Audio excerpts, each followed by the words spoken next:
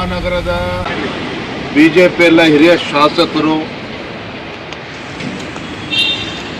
ಕೂತು ಚರ್ಚೆ ಮಾಡಿ ಬೆಂಗಳೂರು ಮಹಾನಗರದ ಜ್ವಲಂತ ಸಮಸ್ಯೆಗಳ ಬಗ್ಗೆ ಇವತ್ತು ರಾಜ್ಯ ಸರ್ಕಾರ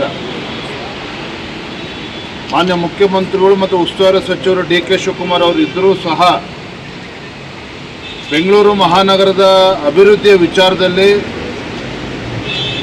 ಯಾವುದೊಂದು ವೈಜ್ಞಾನಿಕವಾಗಿ ಯಾವುದನ್ನು ಕೂಡ ಆಲೋಚನೆ ಮಾಡದೇನೆ ಅದು ಅಂಡರ್ಗ್ರೌಂಡ್ ಟನಲ್ ರಸ್ತೆ ಇರ್ಬೋದು ಮತ್ತು BBMPನ 5 ವಿಭಾಗವಾಗಿ ವಿಂಗಡಿಸುವಂಥ ಒಂದು ಅವೈಜ್ಞಾನಿಕ ತೀರ್ಮಾನ ಇವತ್ತು ಕಾಂಗ್ರೆಸ್ ಸರ್ಕಾರ ಏನು ಮಾಡಿದೆ. ಇವು ಯಾವುದೇ ತೀರ್ಮಾನಗಳು ಬೆಂಗಳೂರು ಮಹಾನಗರದ ಅಭಿವೃದ್ಧಿಗೆ ಪೂರಕವಾಗಿಲ್ಲ. ಬೆಂಗಳೂರು ಮಹಾನಗರವನ್ನು 5 ವಿಭಾಗವಾಗಿ ವಿಂಗಡಿಸುವ ಮುಖೇನ ದೊಡ್ಡ ಒಂದು ಅನ್ಯಾಯವನ್ನು ಮಾಡ್ತಾ ಇದ್ದಾರೆ. ಇದು ಅಭಿವೃದ್ಧಿಯ ಪೂರಕವಾಗಿ ನಿಶ್ಚಿತವಾಗಿಲ್ಲ. ಈ ರೀತಿ ಮುಂಬೈ ಇರ್ಬೋದು, ದೇಶದ ಬೇರೆ ಬೇರೆ ಮಹಾನಗರಗಳಲ್ಲಿ ಈ ರೀತಿ ಪ್ರಯೋಗಗಳನ್ನು ಮಾಡಿ ಅದೆಲ್ಲವೂ ಕೂಡ ವಿಫಲವಾಗಿರ್ತಕ್ಕಂಥದ್ದು.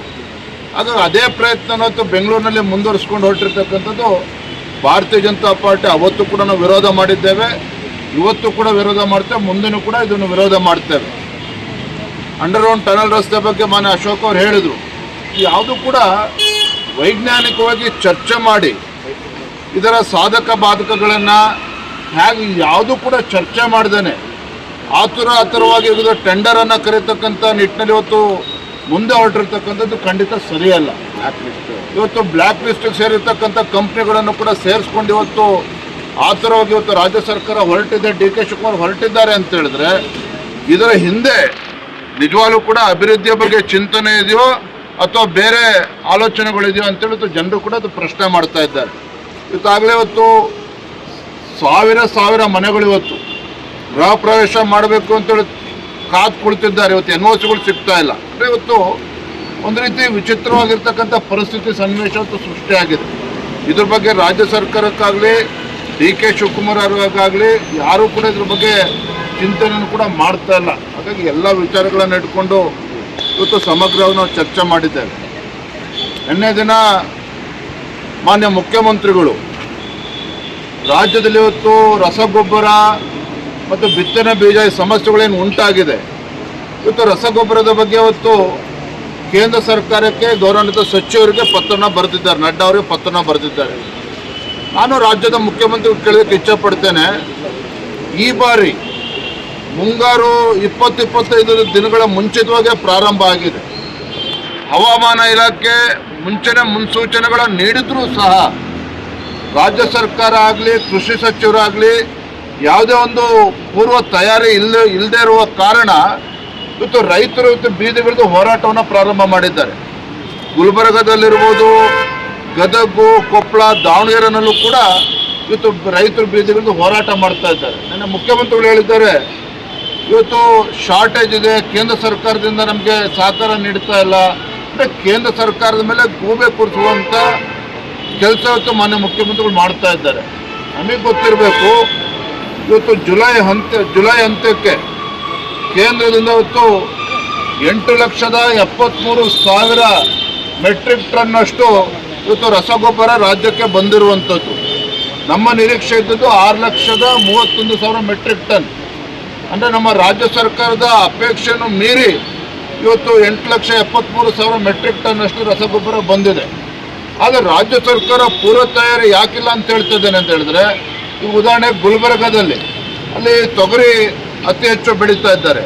ಅಲ್ಲಿ ಎಷ್ಟು ರಸಗೊಬ್ಬರ ಸ್ಟಾಕ್ ಇರಬೇಕಾಗಿತ್ತು, ಗದಗಲ್ಲಿ ಎಷ್ಟು ಇರಬೇಕಾಗಿತ್ತು, ಶಿವಮೊಗ್ಗ ಜಿಲ್ಲೆಯಲ್ಲಿ ಎಷ್ಟು ಇರಬೇಕಾಗಿತ್ತು, ಇದು ಯಾವುದೇ ಒಂದು ಪೂರ್ವಪರ ಲೆಕ್ಕಾಚಾರವನ್ನು ಇಟ್ಕೊಳ್ದೇನೆ ಇವತ್ತು ರೈತರಿಗೆ ಇವತ್ತು ಆತಂಕದ ಸ್ಥಿತಿಯನ್ನು ಇವತ್ತು ನಿರ್ಮಾಣ ಆಗಿದೆ ಅಂತ ಹೇಳಿದ್ರೆ ಅದು ರಾಜ್ಯ ಸರ್ಕಾರದ ಹೊಣೆನೇ, ರಾಜ್ಯ ಸರ್ಕಾರದ ವೈಫಲ್ಯ, ಕೃಷಿ ಸಚಿವರ ಒಂದು ವೈಫಲ್ಯ. ಇದು ಇವರ ವೈಫಲ್ಯಗಳನ್ನು ಮುಚ್ಚಿ ಹಾಕಿಕೊಳ್ತಕ್ಕಂಥ ನಿಟ್ಟಿನ ಇವತ್ತು ಕೇಂದ್ರ ಸರ್ಕಾರದ ಮೇಲೆ ಗೂಬೆ ಕೂರಿಸ್ತಕ್ಕಂಥ ಕೆಲಸ ಮಾಡ್ತಾ ಇದ್ದಾರೆ.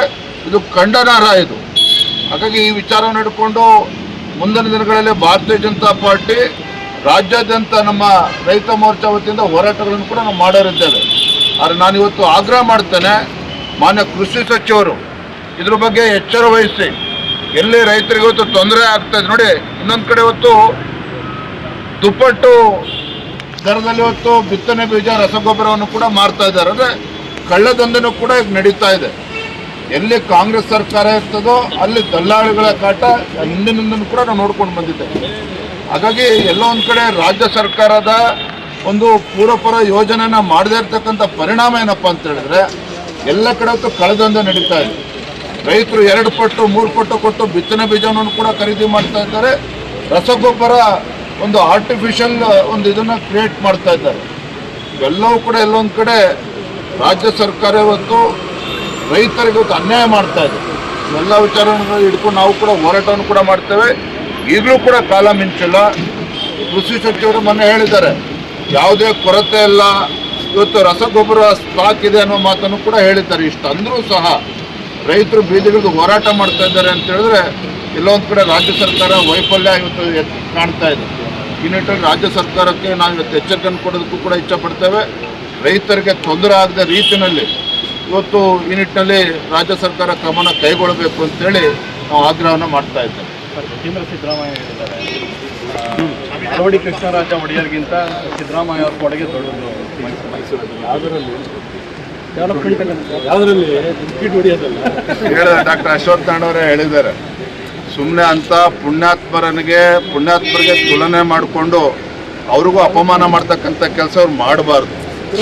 ಸಿದ್ದರಾಮಯ್ಯನವರೇನೋ ಏನೋ ವ್ಯಕ್ತಿತ್ವ ಏನೋ ರಾಜ್ಯದ ಜನ ನೋಡಿದ್ದಾರೆ, ಇವತ್ತು ನೋಡ್ತಾ ಇದೆ ಎಲ್ಲದನ್ನು ಕೂಡ. ಹಾಗಾಗಿ ಸುಮ್ಮನೆ ಈ ರೀತಿ ಹುಚ್ಚು ಹೇಳಿಕೆಗಳನ್ನು ನೀಡೋದ್ರ ಮೂಲಕ ಸಿದ್ದರಾಮಯ್ಯನವ್ರನ್ನ ಅಟ್ಟಕ್ಕೇರಿಸ್ತಕ್ಕಂಥ ಕೆಲಸನ ಮಾಡ್ತಾರೆ. ಅದರಿಂದ ಅವ್ರಿಗೂ ಪ್ರಯೋಜನ ಇಲ್ಲ, ರಾಜ್ಯಕ್ಕೂ ಪ್ರಯೋಜನ ಇಲ್ಲ.